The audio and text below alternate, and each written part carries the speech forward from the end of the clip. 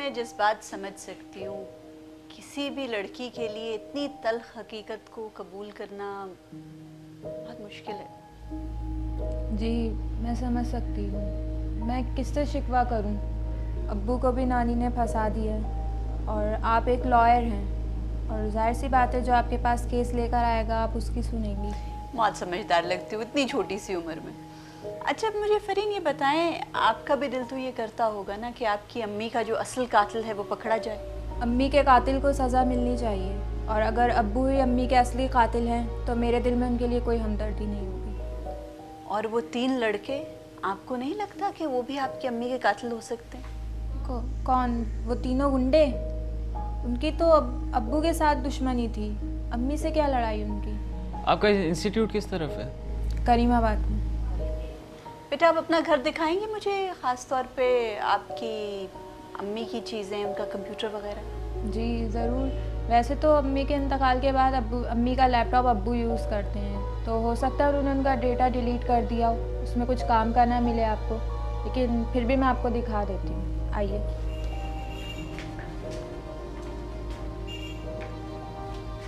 यही अम्मी की सारी दुनिया थी, ये अम्मी का लैपटॉप। अम्मी का लैपटॉप है आपके? शहरोज आप चेक करते हैं इसको? आप मुझे बाकी घर दिखाती हैं, अपना कमरा भी, और फिर नानी से भी मिलवाइएगा, ठीक है? हम आते हैं शहरोज।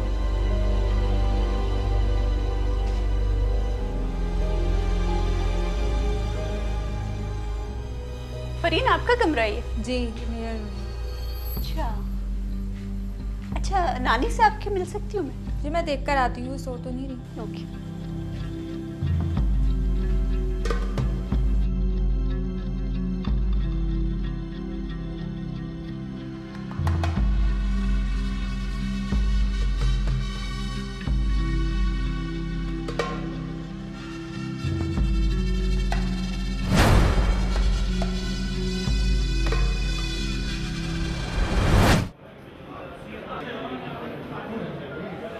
योर ऑनर, एक नई डेवलपमेंट ये हुई है कि शानी, टीपू और विक्की हवालात में एक दूसरे से लड़ पड़े और सब एक दूसरे पर यह इल्जाम लगा रहे थे कि तुम्हारी वजह से फंसे हैं। इससे ये बात साफ जाहिर होती है कि कातिल इन तीनों में से ही कोई एक है।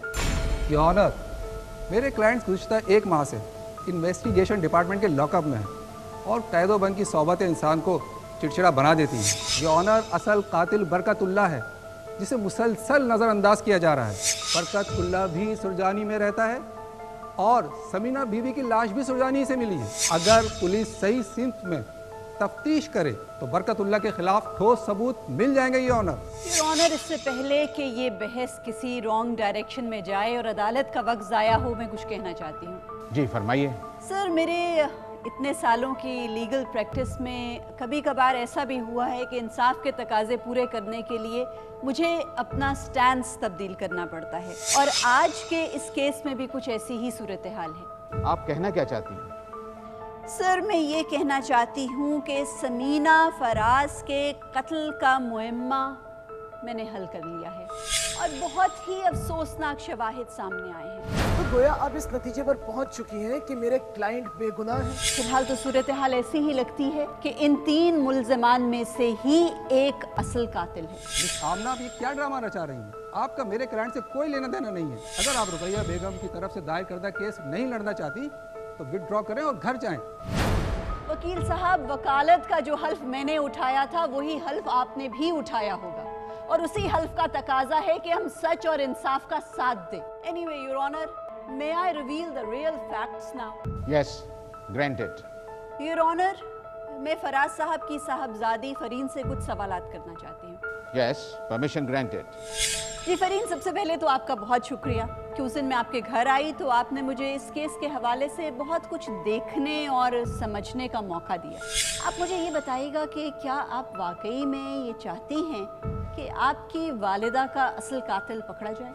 जी जाहिर सी बात है, मैं चाहती हूँ कि मेरी वालिदा का कातिल पकड़ा जाए। आपके ख्याल में आपकी वालिदा का असल कातिल कौन है? बरकतुल्लाह, ये 3 मुल्ज़मान, या आपके वालिद साहब? मैं क्या कह सकती हूँ, मुझे तो हर शख्स मेरी माँ का कातिल नज़र आता है।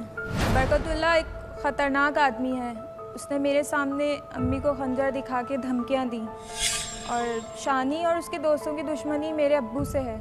हो सकता है उन्होंने दुश्मनी निकाली हो, और आपने तो अब्बू को कातिल बना के पेश किया था और आप अपना माइंड चेंज कर रही हैं, तो उसमें मैं क्या कह सकती हूँ। हाँ ठीक है, लेकिन आप मुझे ये बताएं कि अगर हम ये फ़र्ज़ कर लें कि आपके वालिद साहब और बरकतुल्लाह दोनों बेकसूर हैं और असल कातिल इन तीनों मुल्ज़िमान में से ही एक है, तो आपके ख़याल में टीपू, शानी और विकी में से आपकी वालिदा का कत्ल किसने किया? कोई भी हो सकता है। मिस आमना, आप ये क्या बेतुके सवालात कर रही हैं? ये बच्ची खुद उस वक्त घर पर मौजूद नहीं थी, ये आपको क्या बता सकती है? वकील साहब, ये बच्ची ही असल बात बताएगी, क्योंकि ये उस दिन घर पे मौजूद थी। ये आप क्या कह रही हैं? मैंने आपको बताया तो था कि मैं कुकिंग क्लास लेने के लिए गई थी। झूठ बोल रही हो तुम। मैंने तुम्हारे इंस्टीट्यूट की अटेंडेंस चेक की है और मुझे पता चला है कि तुम वहाँ रजिस्टर्ड तो हो, लेकिन मुश्किल से 2-3 दिन तुमने क्लासेस अटेंड की और 7 अगस्त को तुम एब्सेंट थी। वो हो सकता है, मैं उस दिन इंस्टीट्यूट गई तो थी, मगर अटेंडेंस लगाना भूल गई। झूठ बोल रही हो तुम उस दिन घर पर मौजूद थी और तुमसे कोई मिलने आया था, तुम्हारा बॉयफ्रेंड। ये क्या बात कर रही हैं? तुमने अपनी वालिदा के कंप्यूटर से तो बहुत सी इंफॉर्मेशन डिलीट कर दी, लेकिन मेरा ये जो असिस्टेंट है ना शहरोज, ये कंप्यूटर एक्सपर्ट है। इसने तुम्हारी वालिदा का वो अकाउंट एक्सेस किया जो उन्होंने एक सोशल नेटवर्किंग साइट पे बनाया हुआ था, और उसमें से हमें बहुत से मैसेजेस और चैट की डिटेल्स मिली जो उनकी एक कज़न है दुबई में, आरिफा, उसके साथ उन्होंने बातचीत की थी और उसमें शदीद तशवीश और परेशानी का इजहार किया था कि उनकी बेटी तो हाथों से निकल गई और मोहल्ले के एक घटिया आवारा इंसान के साथ चक्कर चला रही है। तुम एडमिट करो कि तुम्हारा ये बॉयफ्रेंड ये घटिया विकी ही है। विकी से मेरा कोई ताल्लुक नहीं है। तुम अब हकीकत को ना झुठला नहीं सकती। मिस आमना, आप मेरी किरदार कशी कर रही हैं। उस दिन जब मैं तुम्हारे घर आई थी ना, तो तुम्हारे कमरे से मुझे एक सफ़ेद रुमाल मिला था और इस पे ये लाल रंग की कढ़ाई से बड़ी नफासत से तुमने वी भी बनाया हुआ है। ये तुम्हारा ही है ना? तुम्हारी वालिदा की लाश के साथ भी ऐसा ही एक सफ़ेद रुमाल मिला था जिस पर इसी तरह एक लाल धागे से एफ काढ़ा हुआ था। पहले तो मैंने समझा कि शायद एफ फॉर फराज है, लेकिन आज जाना कि ये एफ फॉर फरीन है। एफ एंड वी, तुम लोगों के घटिया से प्यार की घटिया सी निशानी। और कल लॉकअप में शानी, टीपू और विकी का झगड़ा भी हुआ, और झगड़ा भी इसी बात पे हुआ कि विकी की वजह से वो दोनों क्यों फंस रहे हैं इस केस में। योर ऑनर, मैं कटहरे में शानी को बुलवाना चाहूंगी। इजाजत है? हाँ शानी, मुझे बताओगे कि तुम और टीपू विकी के चक्कर में अपनी गर्दन क्यों फंसवा रहे हो? जी, मेरा और टीपू का झगड़ा तो फराज साहब से सिर्फ पार्किंग के मसले पे हुआ था। हमने इनकी मिसेस का कत्ल नहीं किया। तो फिर क्या ये बात सच है कि समीना फराज का कत्ल विकी नहीं किया है? जी, समीना जी ने फरहीन के बेडरूम में विक्की को रंगे हाथों पकड़ लिया था। विक्की ने ये सारा काम किया। योर ऑनर, शानी और टीपू भी कोई बहुत मासूम नहीं है, इनको भी अपने मुख्तलिफ जराइम की सजा मिलनी चाहिए, लेकिन कम अज कम इस केस में सिर्फ विकी ही मुजरिम है और फरीन उसमें बराबर की शरीक है। That's all, your honour. तुम्हें अपनी सफाई में कुछ कहना है? जज साहब, फरहीन रोज़ कुकिंग क्लास के बहाने घर से निकला करती थी। हम किसी रेस्टोरेंट या पार्क में मिला करते थे। एक दिन फरहीन ने मुझे बताया कि उसकी अम्मी मार्केट गई हैं, तो मैं उसके घर चला गया। नानी अम्मा ऊपर वाली मंजिल में रहती थी। फरहीन की नानी को ना तो कुछ दिखाई देता था ना सुनाई देता था। मैदान साफ था। मैं फरहीन के साथ उसके बेडरूम में जाके बैठ गया। इतने में उसकी अम्मी वापस आ गई। क्या हो रहा है ये? गुंडे मवाली, तेरी ये हिम्मत! और तू कमीनी, इस क्रिमिनल के साथ अपना मुंह काला कर रही थी। अम्मी प्लीज बिहेव योरसेल्फ, हम दोनों एक दूसरे से प्यार करते हैं। बेशरम, तमीज, बुलाती हूँ तेरे अब्बा को भी, बताना उनको। और तुझे तो मैं पुलिस के हवाले करवा दूंगी, तेरे पे एक डकैती का केस डलवा दूंगी। एक तो रंग में भंग डाल दिया, ऊपर से शोर मचा रही हो। विकी, तुम चले जाओ, मैं सब संभाल लूंगी। चुप कर आलो, वरना बहुत बड़ा मसला बन जाएगा। तुम जाओ यहाँ से।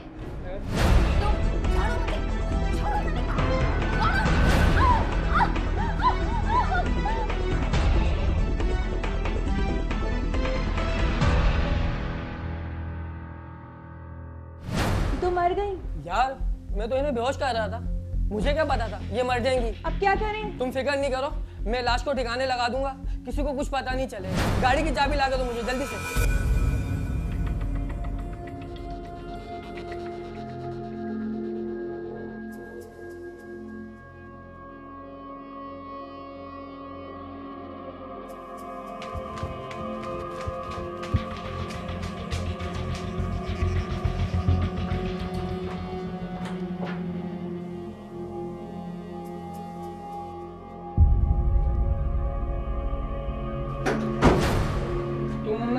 अच्छी तरह देख लेना कहीं खून का धब्बा तो नहीं है, अगर हो तो उसे साफ कर देना। और फिर मैं फरीन की माँ की लाश सुरजानी ले गया और एक वीराने में एक घड़ा खोदकर मैंने लाश उसमें डालकर उसके ऊपर थोड़ी सी मिट्टी डाल दी। ये अदालत इस नतीजे पर पहुंची है कि सेक्शन 315 के तहत मुलजिम विकी इस कत्ल की वारदात में मुलविस पाए गए हैं। लिहाजा सेक्शन 316 के तहत उसे 25 साल कैद बामुशक्कत और मिस फरहीन जो कि इस कत्ल में उनके साथ बराबर की शरीक थी, उनको 7 साल कैद बामुशक्कत की सज़ा सुनाई जाती है।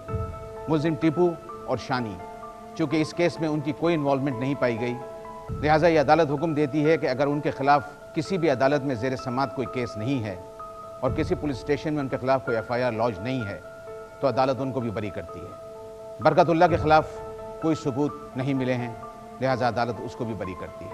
मिस्टर फराज अली वो भी इस केस में बेगुनाह पाए गए हैं, लिहाजा अदालत उन्हें बाइज्जत बरी करती है। इसी के साथ ये अदालत बर्खास्त होती है। The case is dismissed.